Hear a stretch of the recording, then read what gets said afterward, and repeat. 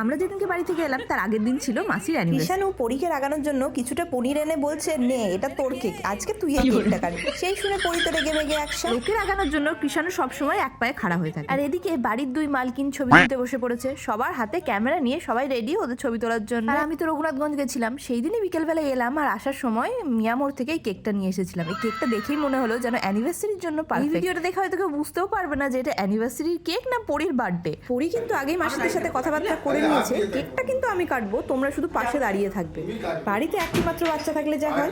এত রাগানো মজা করার পর যখন এই স্পার্কেলটা জ্বালাতে যাবে, ও বাবা, স্পার্কেল আর কিছুতেই জ্বলে না, অনেকক্ষণ ধরে ট্রাই করেই যাচ্ছে, কিছুতেই জ্বলছে না।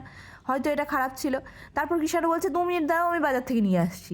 নিয়েও ছুটতে চলে গেল বাজার, আর আমরা সবাই বসে আছি স্পার্কেল আসবে তারপরে কেক কাটা হবে।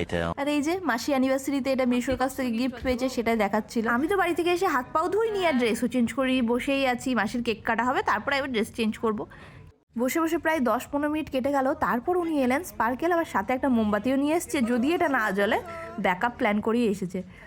এবার ফাইনালি আমাদের বহু প্রতীক্ষিত স্পার্কেল জ্বললো, তারপর কেকটা কাটা হলো।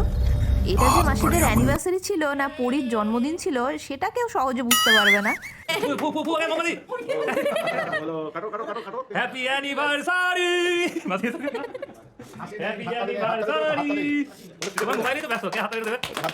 শুধু কেক কেটে কিন্তু আমাদের শান্তি হয়নি, ভাইয়ের বিয়ের বাজিগুলোও বেঁচেছিল, সেই বাজিগুলোও ফোটাতে লেগেছিলাম। আর পরী দেখছি তারাকাঠি জ্বালাচ্ছে, সেই পরীকে দেখে মনে হচ্ছে সেই দিওয়ালি একটা ভাইবস আসছিল।